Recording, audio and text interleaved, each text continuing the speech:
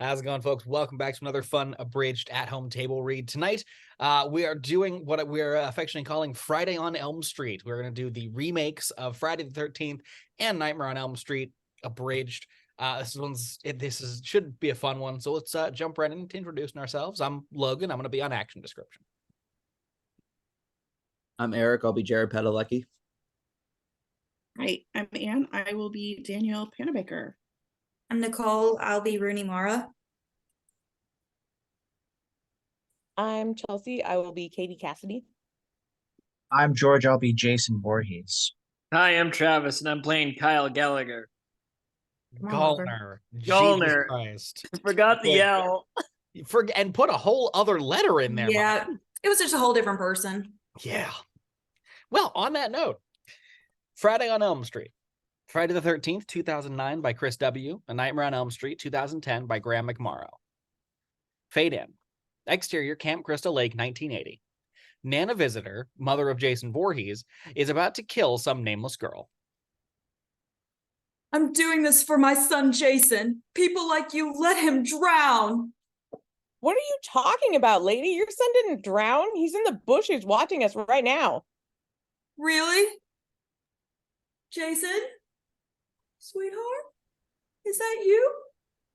Sucker! Nameless girl cuts Nana's head off. Young deformed Jason appears and keeps Nana's head as a limited edition Star Trek collector's item. Wait a second. So Jason really was still alive. Doesn't that kind of defeat Mrs. Voorhees' motivation to go on a murderous rampage, a revenge-fueled killing spree? I can't wait to see how the movie explains this. Flash forward. Exterior, Camp Crystal Lake, present day. A group of annoying teenagers who we don't like or care about go camping, and adult Jason Voorhees brutally kills them.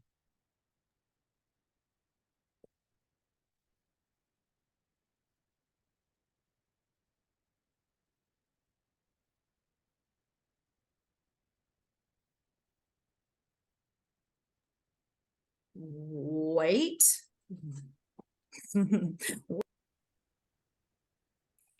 Yay! No more annoying teenagers. Woohoo! Way to go, Jason. But one of the teenagers is Amanda Righetti, and Jason takes her hostage. Wait.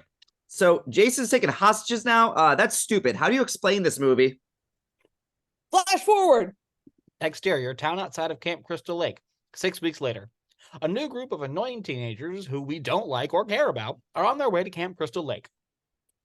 I'm an asshole. And I'm an even bigger asshole.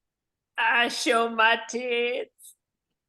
I also show my tits. I have no personality. I am black. I am Asian. Jason has never killed an Asian guy before, so I am very excited to be the first. Meanwhile, Amanda's brother Jared Padalecki is looking for her when he's questioned by Officer Richard Burgi. Well, if it isn't Sam Winchester, where's Dean? Off starring in an equally shitty 80s horror remake. Now, Jared, we all know this will end up being such a shitter remake than My Bloody Valentine. Hey, that was pretty good. You are sort of correct. I guess that explains why a group of attractive young white teens could be missing out here, and no one is bothering to look for them except me. If my family was annoying and unlikable, all as these dickholes were, I wouldn't bother looking for them either. Exterior, Camp Crystal Lake barn. A redneck stereotype finds marijuana growing on Camp Crystal Lake grounds and smokes it. Jason appears with a burlap sack over his head and promptly kills the redneck. Nobody smokes Jason's weed and lives to get the munchies. Yeah, we hate it when dumb rednecks smoke our weed too. Keep it up, Jason. Jason finds a hockey mask just lying on the floor without any other hockey gear around and tries it on in a mirror. This mask doesn't make my ass look big, does it? Meanwhile, Jared and Danielle bond. Even though you're a stranger who I just met, I think creepy guys who are looking for their missing sisters are really hot. And I will spend most of the movie following you around like a lost puppy dog instead of hanging out with my real friends. Cool. So what exactly is your role in this movie? I'm the final girl, duh. Really? You sure about that? Of course. I don't drink, I don't smoke, and I don't get my tits out. Plus, I'm a brunette, and I'm definitely going to live to see the credits. Well, what if I told you there was another brunette who doesn't drink, smoke, or have sex, whom the audience was already introduced to before you? Then I guess I would be pretty screwed, so it's a good thing that's not the case. Yeah, right. Whatever you say, Danielle. Interior Jason's lair. Amanda is chained to a bed while Jason has a temper tantrum. What's the matter, Jason? I'm just so sick of it, you know? All I do is kill people. Kill, kill, kill. There's more to me than just being a mindless killing machine, you know? But I thought you loved killing people. Oh, I do. But did you know that when I was a child, I wanted to become an astronaut? Really? Yes, it's true. I've always dreamed about being on a space shuttle and going into outer space. Wow, that's really sweet, Jason. And killing people there. Slashing teenagers in space, that would be so cool. Forget it, Jason. No movie studio on the planet will be dumb enough to... Wait a minute, check. Oh, no. Interior cabin. Unlikable jerk number 1 and sexy slut go off to fuck, while the black guy and the Asian guy are left alone. The hell? Why are we the only two guys not paired up with the hot girl? Did we agree to go on this trip knowing that there would not be enough slutty white girls to go around? Looks like. Hey. So, have you decided where you're going to die, Asian guy? I plan to wander off by myself and get brutally stabbed to death in the shed. What about you? Figured I'd rub one out in the living room in full view of everyone, unlucky enough to walk in on me. Or Jason kills me with a hatchet. You mean for once they don't kill the black guy off first and you decide to spend your extra scream time choking your chicken? Hey, it could be worse. It could be in a Tyler Perry movie. Difference being... Jason kills the Asian guy, the black guy, unlikable jerk number 1 and 2, sexy slut, washed up pop star, and Officer Burgi. Hell yeah! We didn't give a shit about any of those characters. Score 7 more, Jason. Woohoo! Meanwhile, interior Jason's lair. Jared and Danielle discover a mining tunnel lined with electrical wire and lit by light bulbs leading to Jason's lair. Are you fucking serious? Since when did Jason become an electrician?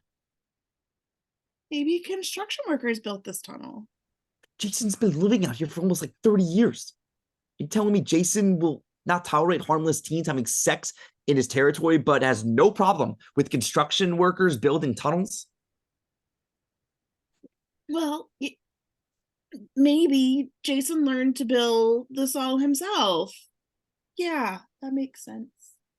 Okay. How? Well, maybe he went to night school or took a learning annex. You don't know. Then how the hell did Jason pay for his tuition or pass his exams?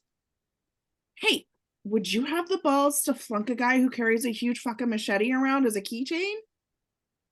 I see your point. They find Amanda and free her. Oh my God, I don't believe it. What? That I'm still alive and in relatively good health despite being in captivity for over a month? Yeah, this is exactly the penthouse suite at the Hilton. And what has Jason been feeding you all this time? The tears of all the old Friday the 13th fans who actually paid money to see this miscarriage in theaters.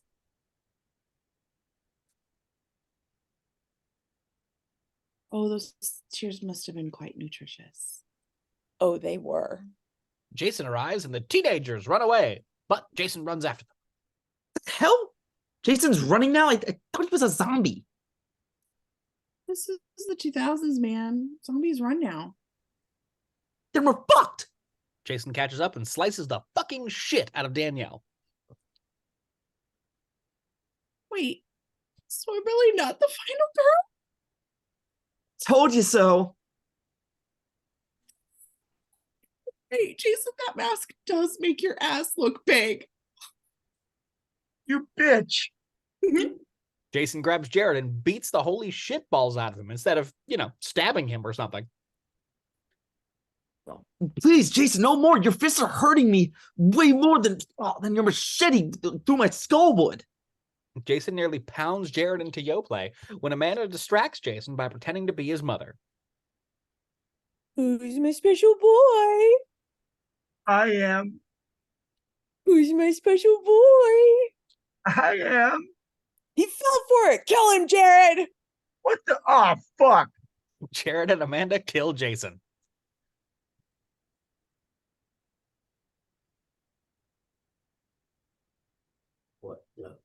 No fair. Boo. How dare they take the advantage of a defenseless, mentally challenged person like that? Fucking boo.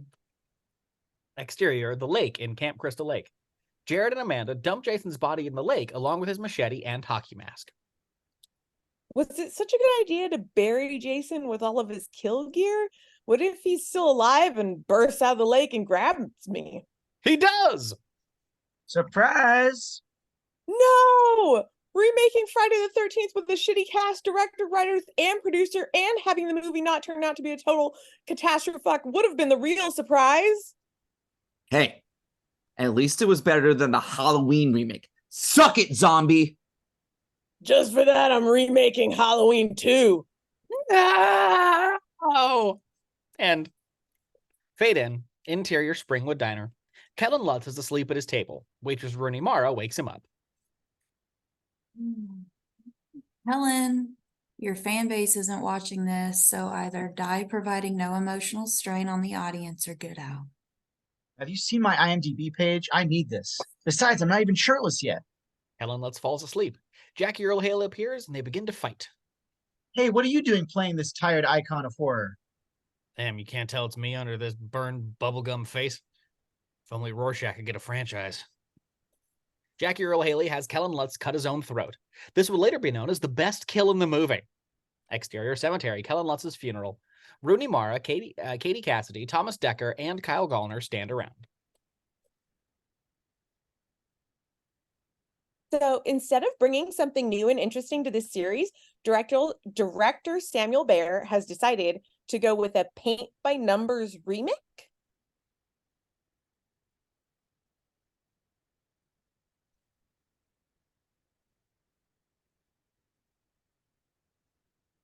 Well, it's more in nature. I mean, we're all clearly in our mind mid-20s playing high school students. Mature, Travis. Sure, not this guy.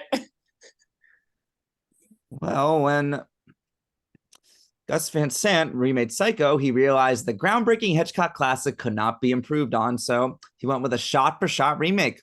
Meanwhile, Samuel Bayer had the same inspired feeling about fucking Wes Craven's cheesy slasher flick.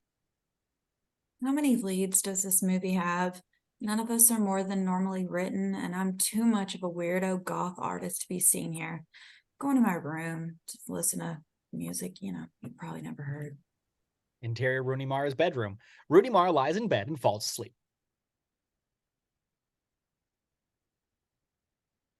All right, this is great. The reboot is underway. It's fresh while maintaining the integrity of the original movie. I should throw a scene in every so often to remind people of that fact. CGI Jackie Earl Haley comes through the wall over Rooney Mara's bed. You realize this is laughable, right? You couldn't just go for a rubber wall like Wes. You had to spring for the lame special effect. Give me a break. It's my first movie. At least I'm not putting ridiculous marionette arms on him. Is it too late to apologize for that? Interior Katie Cassidy's bedroom. So we should probably continue to waste 1/3 of the movie setting up a premise that could have been explained in minutes. You sure? Most horror movies these days have too much exposition. And I think we already pissed off a lot of people by not making, oh, hell yeah, Freddy versus Jason versus Ash. Trust me, I know what I'm doing. I'm going to be the main character in this movie. Go on. Jackie Earl Haley has been in all of our dreams with those creepy little girls singing about him, and I want to know why. Well, we could just watch Freddy's Dead for a pretty good origin story. Watch another one of these? That sounds like a real nightmare. Wait, am I dreaming now? Jackie Earl Haley appears beside her. That's right. It's another fantasy dreaming switcheroo. I bet no one saw that coming. The obnoxiously loud soundburst kind of gave it away. Are you going to do that for the whole movie? Because if you are, I want no part of it.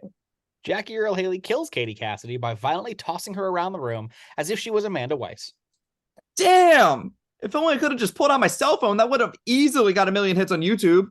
Interior jail cell. And who knew running away from a crime scene covered in blood could really get me in trouble? Okay, so just to remind ourselves, if you die in your dreams, you die for real. Psych! Another false alarm. I'm here to kill you in your sleep while ironically waking up the audience. You son of a bitch!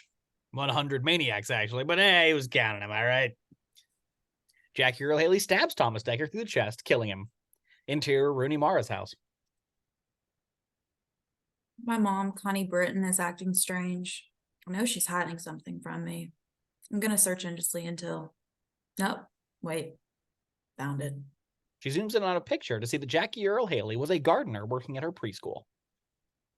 She told me that we didn't know each other as little kids, so I guess I'm supposed to pretend this is surprising, even though we all still live in this town and go to school together now. Oh, but wait. We all now have the same memory loss. Good say. She kept the class photo of us instead of destroying it. She definitely keeping it up with the rest of the unanswered logic in this movie, that's for sure. Hey, stop looking at that picture and gather around to hear the side of the cynical parent. These are just bad memories you're having. Yes, Jackie Earl Haley did awful things to you kids, and we tried to cover that up. You all were ever friends. We figured it was just for the best to bury our heads in the sand and hope for the best. Kind of like what the studio did with this movie. Ayo! But memories don't kill you. Really? Try remembering what Michael Bay did to Texas Chainsaw Massacre, Friday the 13th, Amityville Horror, The Hitcher. So basically, groundskeeper Willie here was a gardener who wasn't so much a child killer as he was a pedo. Whoa, now let's just not get too graphic. We will just tiptoe around that idea, and it's a very disturbing subject, and we're clearly not truly prepared to deal with it. So just to be clear, running with a steak knife across someone's neck and mutilating a dog, A-okay. Acknowledging pedophilia exists, too taboo for our Christians' ears. Got it. Interior school. Rooney Mara is using a Hollywood-style search engine to find former classmates. She finds Aaron Yu's video blog. Help! Help me! Help me! I'm getting killed off in these remakes. Aaron Yu's face crashes into the screen. Oh, he's dead. Lucky. I have to wait until the success of The Girl with the Dragon Tattoo to get out of this franchise. Gallner is at swim practice and falls asleep underwater and begins dreaming. As you do. Hey, it's Jackie Earl Haley from Little Children running away from a mob of angry parents. I wonder what he could have done. Just saw the cops.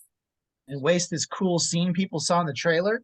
They assumed the movie was going to show a stylish beginning to Jackie Earl Haley's transformation. We can't do a crazy thing like call the cops.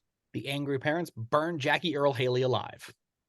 Great, this will explain how you ended up with these dream powers. Why you waited so long to reappear, and what exactly Elm Street has to do with any of this. You would think so.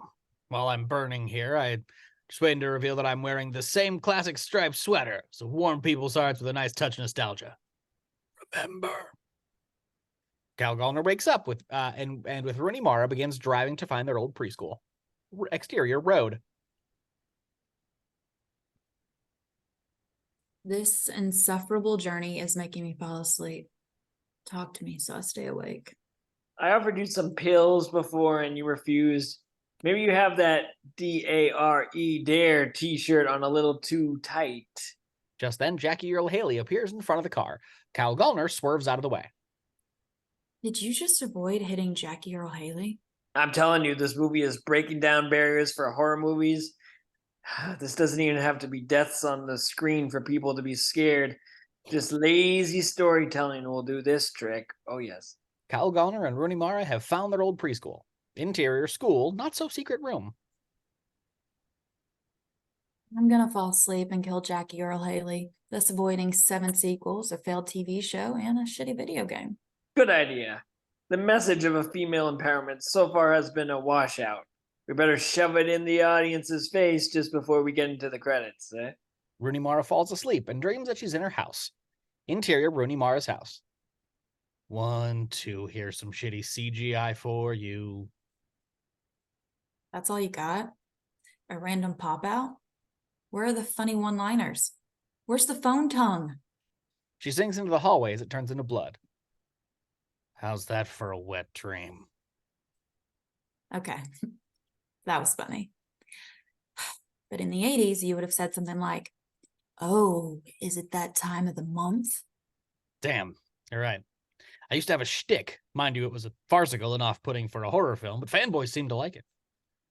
Look, you're probably going to be a very successful killing person, but you're going to have to go through life thinking that people don't like you because you're scary.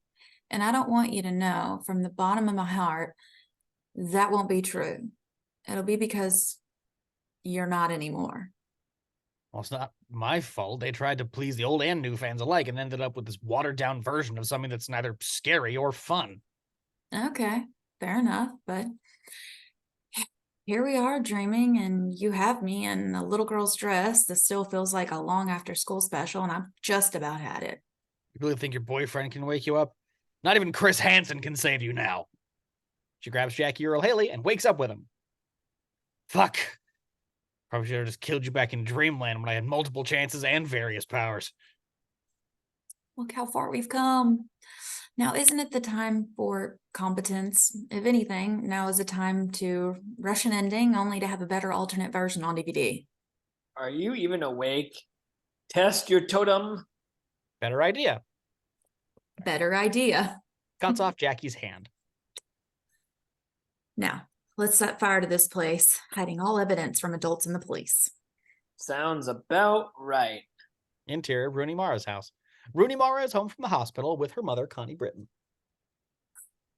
Thanks, Connie Britton, for lying to me all those years instead of just moving us away from this place.